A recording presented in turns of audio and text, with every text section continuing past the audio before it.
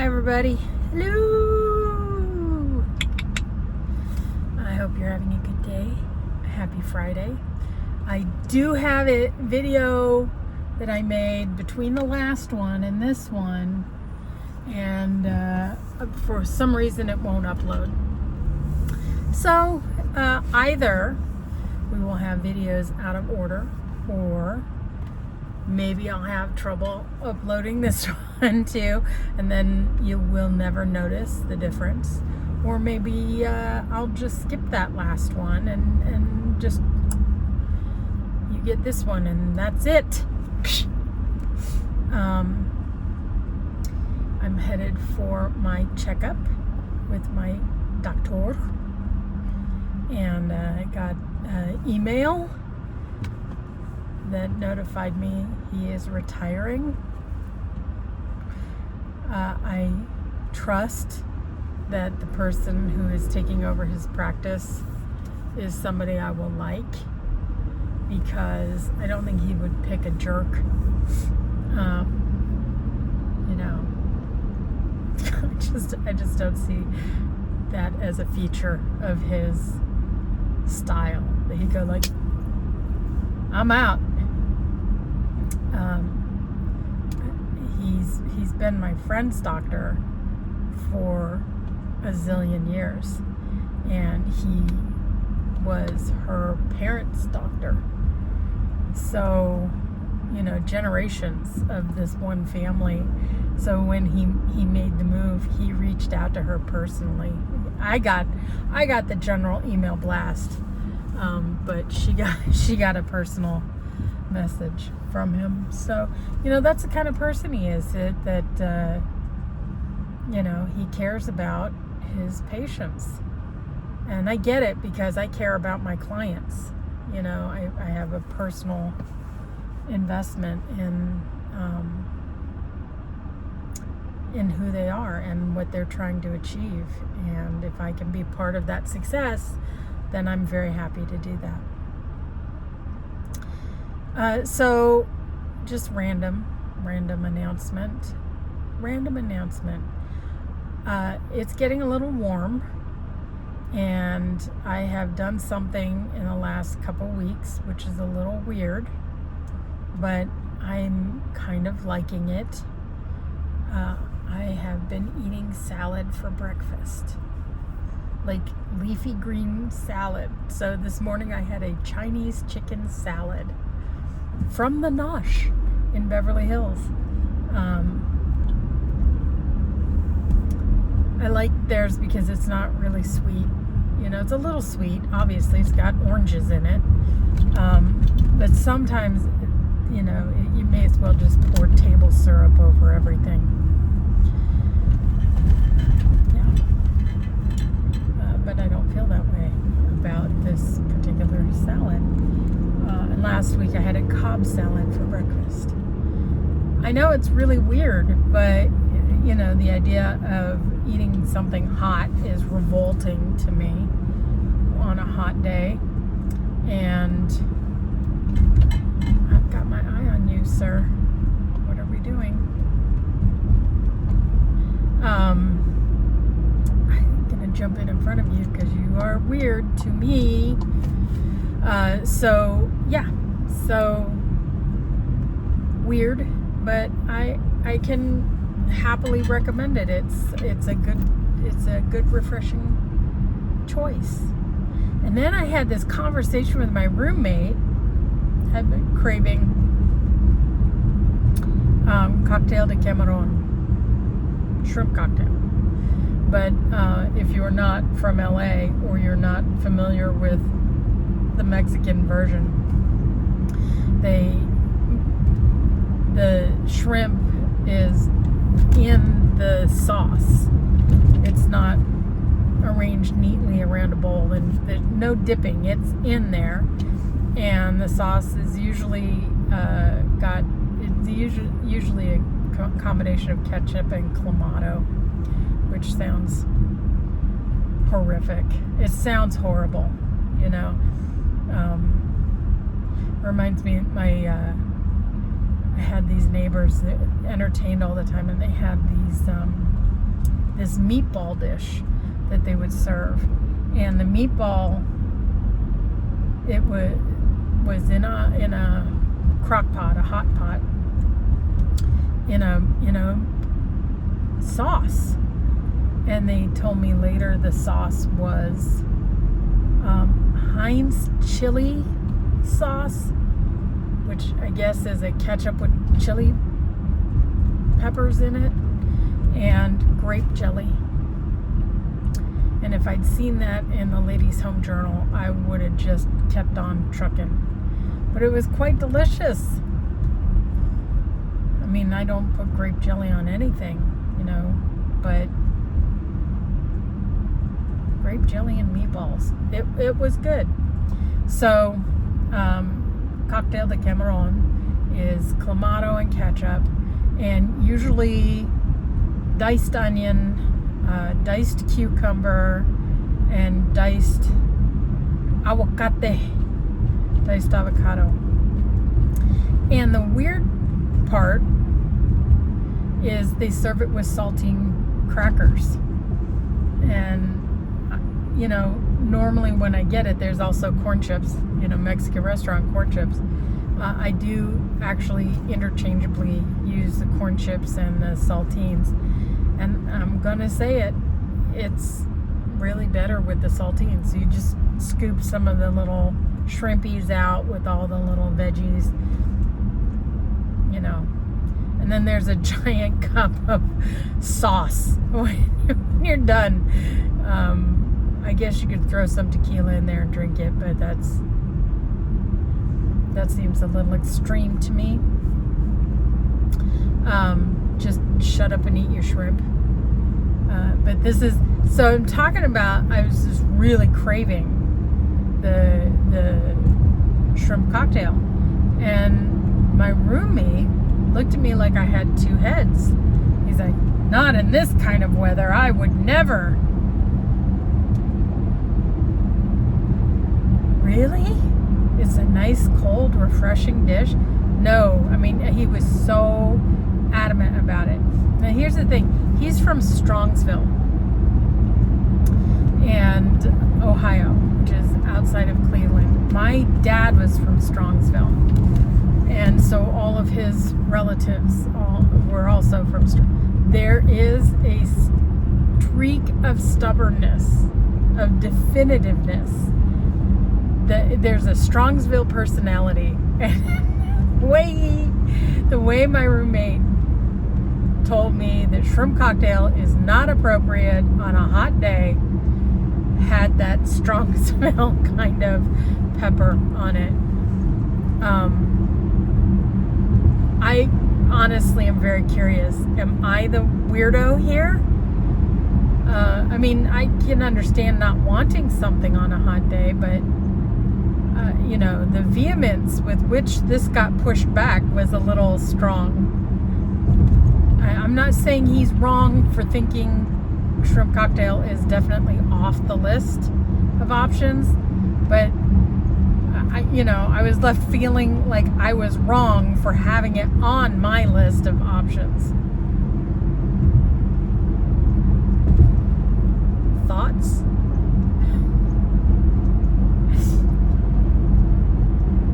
Yes. So, another thing that we have here in LA, I don't know how many of you, I know one of you, I think, is from the Midwest somewhere. I don't know if you guys have this where you are. In LA, we have a lot of food vendors, street food vendors, and one of the most common ones you'll see are frutas, and it's a vendor who has this cart full of semi-prepared fruit. It's been peeled and it's waiting, and it's it's in a chilled ice booth, and then you order your frutas, and if you get all of the fruit, it's 3 kinds of melons, pineapple, oranges, coconut, jicama, cucumber, mango. I think I got all the fruits. And then they put spices on it. So it's usually lime juice, salt, tahine. And if you cannot tolerate spice, this is where you stop. See, tahine, that's good. It's not a hot, spicy spice, but it has a nice chili-esque quality. I'm sure there's some kind of peppers in it, but not hot peppers. And then you could take it to the next level and add chili, and that's hot. And then if you want a little pucker, sometimes they have this sauce called chamoya, which is, I guess, made from the chamoya fruit, and it looks like vampire barf. It's not attractive. You know, if anybody says, "Oh God, you look beautiful like chamoya sauce," something is wrong, and it's not. Chamoya sauce looks like something from a horror movie. Somebody would be dosed in that. It's like Carrie from The Prom. It's not pretty at all, but it adds a nice pucker to the whole cocktail. Sometimes I get the chamoya, sometimes I don't. Sometimes they don't even have it, and a lot of the times, because I'm outwardly, obviously, European American, I'm not really offered the spice, and if I ask for it, I usually have to affirm more than once. Yes, yes, yes. And I have had the occasion where they're like, "You want spice? I'll give you spice," and it's whew. But it's not a combo. Any of this is not a combo I would come up with on my own. I would not have put salt on my fruit. I would not have put chili pepper on my fruit. And I'm telling you, it's amazing. So you can get you can just be selective. I only want these pieces. I'm telling you, for $7, it's this enormous fruit. So I have, on occasion, taken it to parties. There you go, fruit salad for the barbecue. In fact, I took some to my friends, and the women all knew what this was because they'd seen me get this before. But the one dude, the host, there were two hostesses and one host, and the host thought I had lost my mind. And he put the fruit salad in the fridge to kind of, out of sight, out of mind situation. And so when the tacos got served, I went and found the fruit and put it on my plate. And, not to be rude, he didn't want people digging into spicy fruit. So I put the box back in the fridge.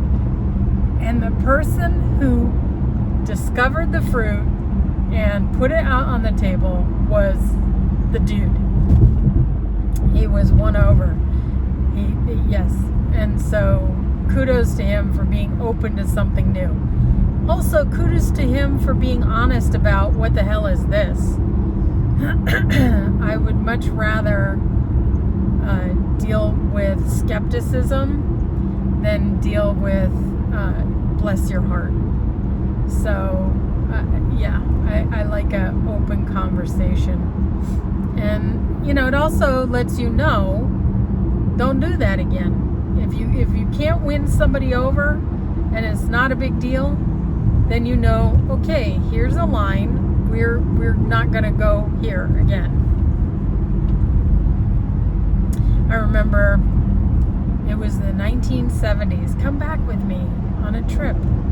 I don't know why this whole chapter is about food, but it is, because this is another food story. My dad had an aunt who had a specialty dish that she brought to every barbecue.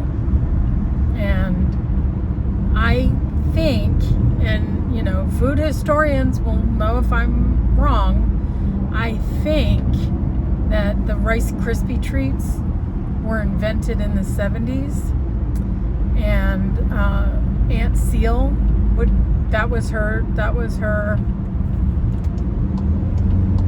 dish. It was the Rice Krispie treats. She was gonna bring those to the barbecue. But you know, she had to add her own flair. And her flair consisted of, hold on, wait for it. She added red and green gumdrops and cocktail peanuts.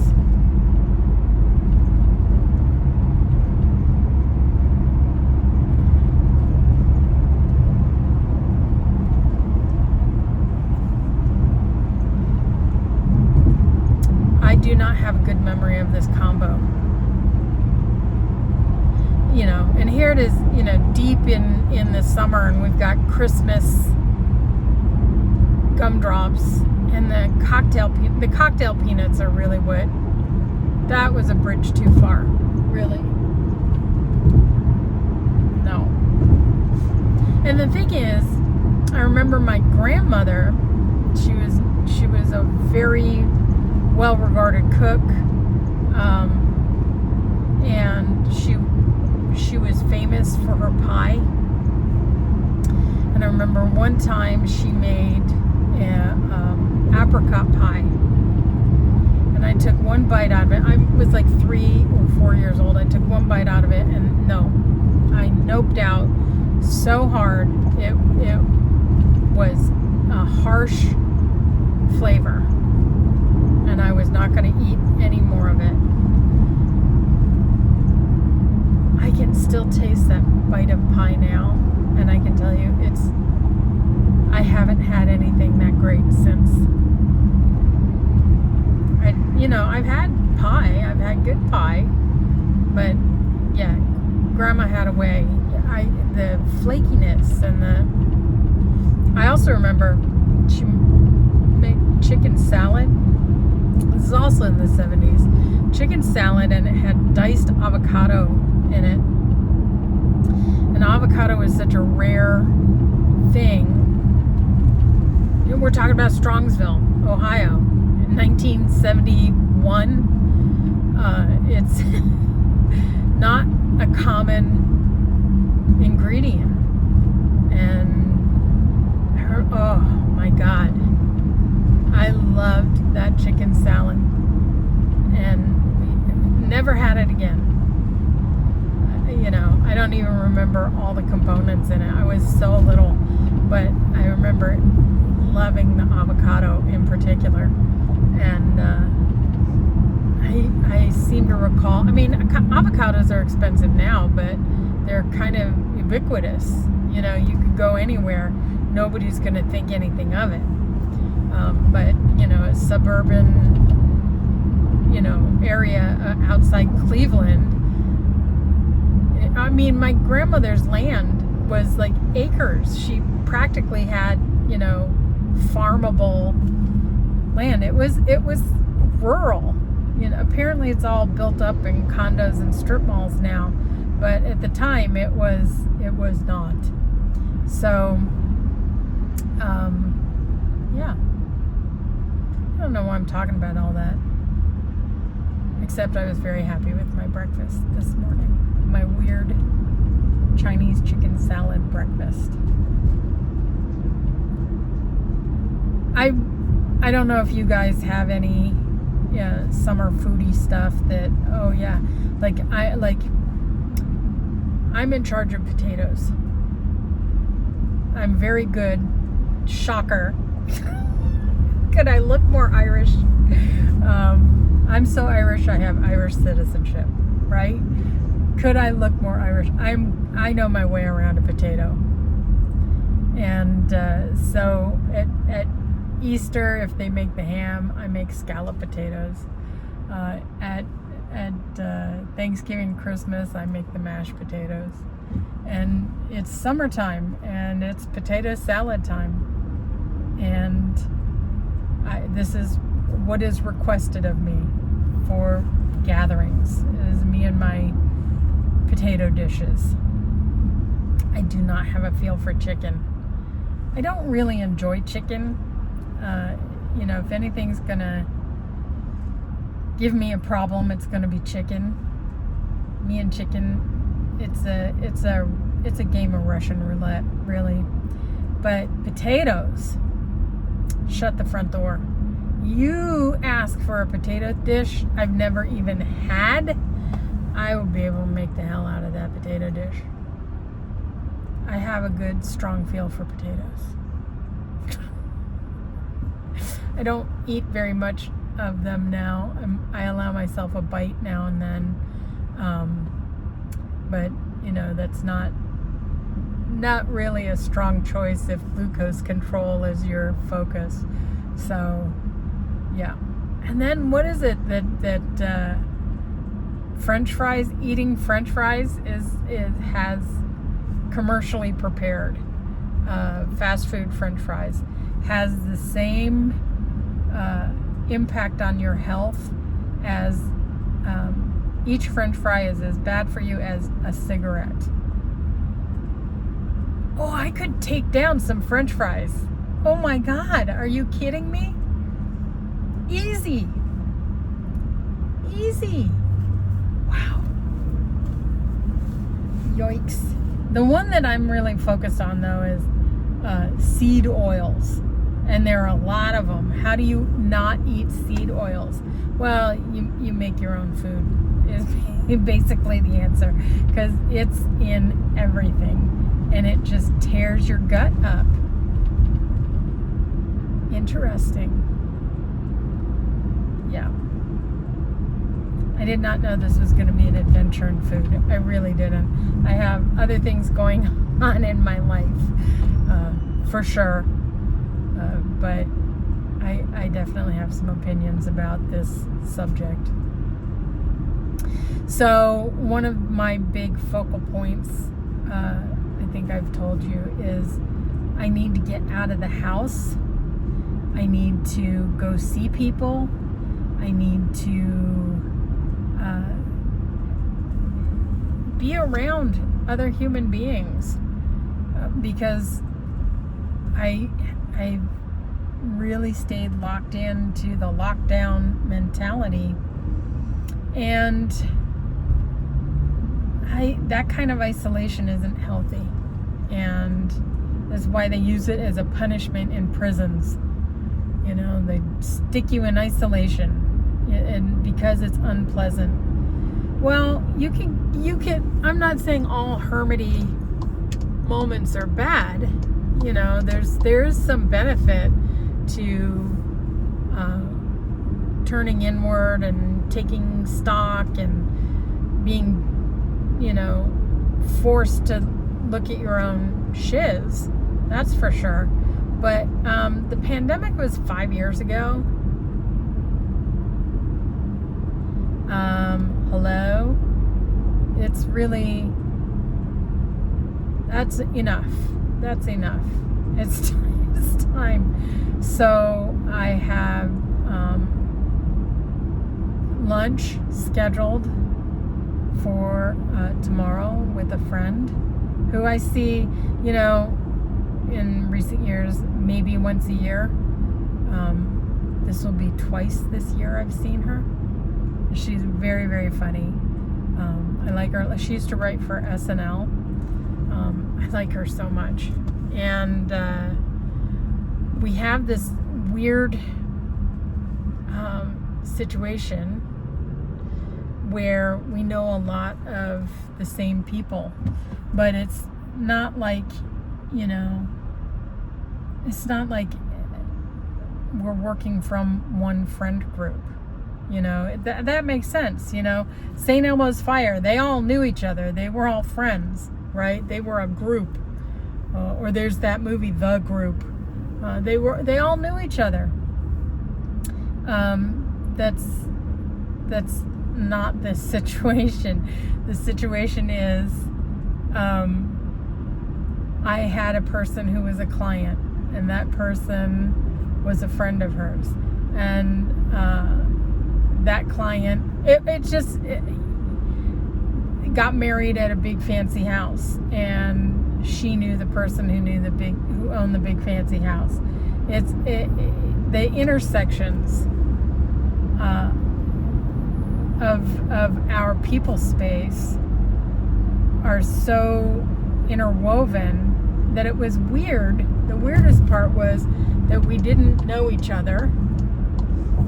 We had never met until she started writing something with a friend of mine. They teamed up and were writing together.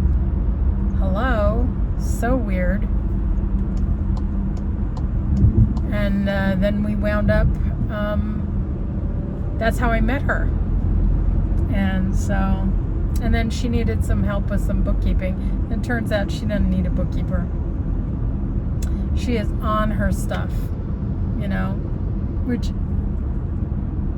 if we could talk about money for a second. I have a client who texted me, I'm guessing he was up with the baby, texted me first thing this morning, I need this report and that report and the next report. And he asks for it once a month, maybe twice a month. He asks for these reports.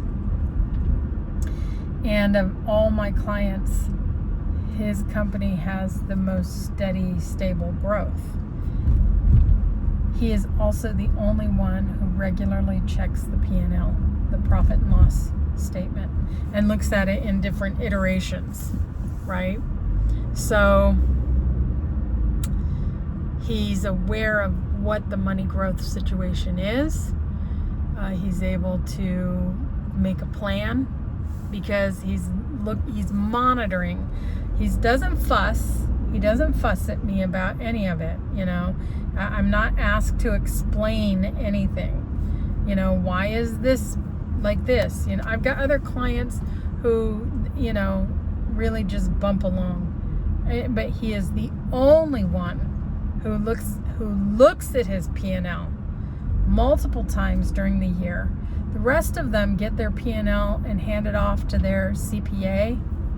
Boy, was that an alphabet soup. But I suspect that none of them look at it. So I'm giving you this advice because I gave myself this advice this morning. It's time to periodically check your P&L. Maybe once a quarter, maybe twice a year. But if you've got a bookkeeper and they prepare a P&L for you to give to your CPA, then the answer is you read the documents that your bookkeeper gives you before you give those documents to your CPA. Boom, boom, boom. That's simple. And I saw this guy who said that just by keeping an eye on your money will grow. Even if you don't do anything about it, your money will grow.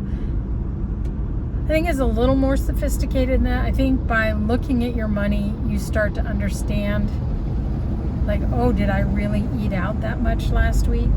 Or, did I really spend that much on Amazon? I think that when you get to,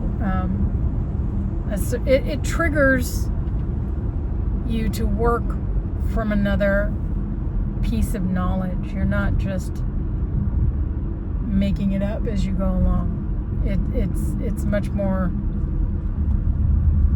you're making more informed decisions, even if those decisions are subconscious. So, and then, from talking about money, I like their language. I know I've told you I'm a writer. Language is extraordinarily important to me, and how we talk about things. So when we talk about Abraham Lincoln, I don't say that he freed the slaves. I say he outlawed slavery. Because when you say he freed the slaves, it makes it sound like we have slaves running around who happen to be free. And frankly, it is how we treat African Americans. We still have this attitude of that there's no sense there. I mean, you look at the institutionalized racism and how childish we treat African Americans. And when I say we, I mean whiteys. It's not appropriate. So language is important. So, and this is where, what does slavery have to do with money? Baby, everything. Firstly, but secondly, language. I don't say that I can't afford something. I use different language. And the language is, I don't want to budget for that right now. I don't want to budget for that right now. Because I think that when you want something, somehow you find the money to make it happen. Somehow the money appears. So, I've got a lot going on right now. So that I talk about it. Thus, I don't want to budget for that right now. Or I am not budgeting that right now. That's not in my budget right now. I put the word want because it gives me the sense of empowerment, that I have the freedom to choose, where if you say that's not in the budget, but it could still be attached to the brick of I can't afford that. Why is something not in the budget? So by saying I don't want to budget that right now, that answers the why and sort of short circuits.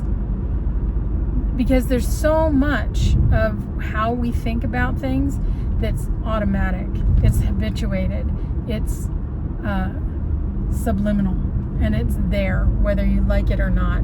So language matters, how we talk about things matter, and even if it's small adjustments, like Abraham Lincoln outlawed slavery, is different. Because Juneteenth is a holiday because the news didn't reach Texas for 2 damn years. It was outlawed, and for 2 years they just kept going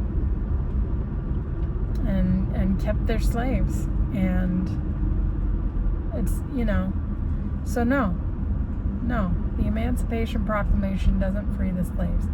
The Emancipation Proclamation outlaws slavery. And Juneteenth is a celebration of when that finally got enforced. That's what that is. So, I know there's more nuance to that than how I just said it. And if you want to share how I could correct the way I'm talking about it or the way I'm thinking about it, I'm open. But I'm not open to going backwards. I'm not open to restoring any kind of thinking that is even vaguely white supremacist.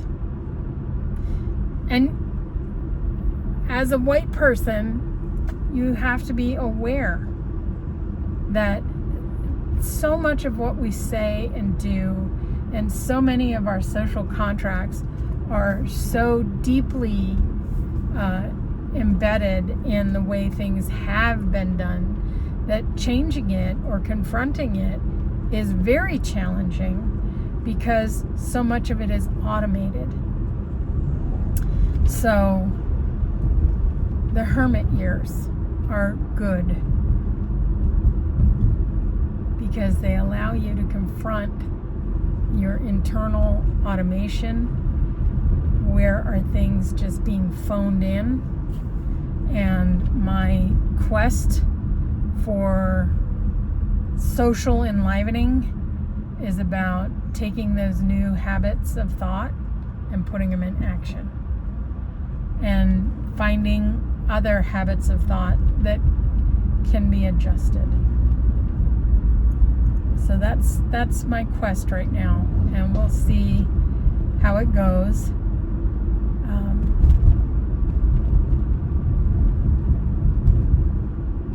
But I feel good. I feel very peppy today, which is nice because I haven't felt peppy for a while. I'm about where I need to go, so thank you for keeping me company on my journey. Here we are in Tarzana, by the way, if you were wondering where the hell we are. We the hell are in Tarzana,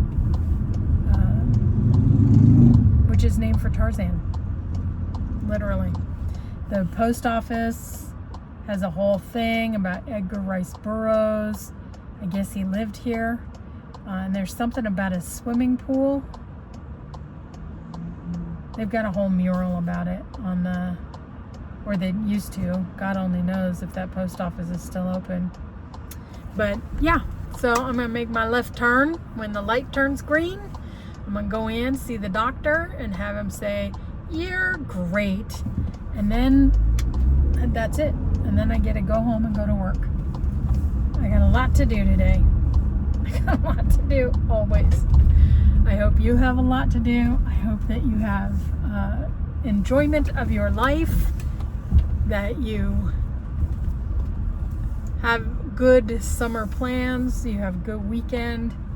I really love doing this, and thank you for being here. I appreciate the connection that I feel like we have, even if it's in my head. Yeah. You are my friends in my head, in my mind, and I appreciate you. Have a good one.